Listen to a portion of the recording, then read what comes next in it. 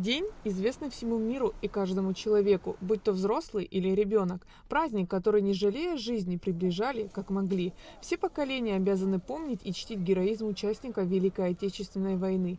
Именно с этой целью ежегодно в Абхазии проводятся такого рода акции. Это все делается для того, чтобы больше молодежь призывать к спорту, чтобы здоровое общество было, здоровая нация была. Вот.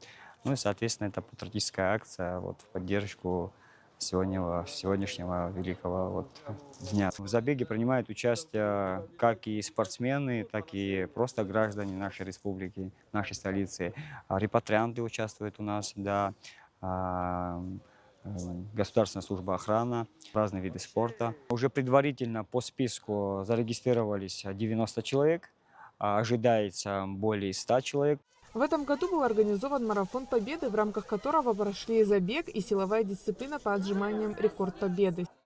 Хочу еще раз поздравить вас. Хочу, чтобы будущее поколение всегда чтило память того, что сделали для нас наши деды.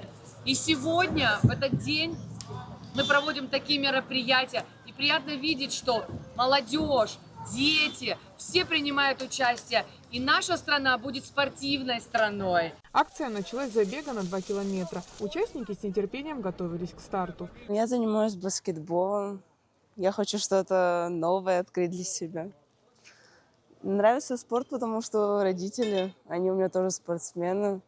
Они занимаются баскетболом тоже, занимались. И я решила тоже пойти по их стопам и заняться баскетболом. Спорт вообще обожаю. Старт был дан на пляже Айтар, а финишировали участники на станции Киласур.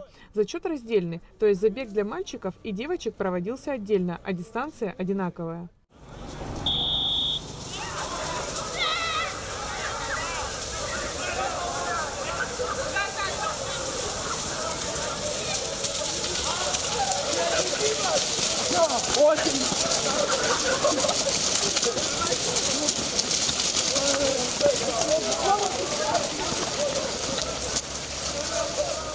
Первое место среди мальчиков занял Виктор Маливчук, среди девочек Софья Чабау.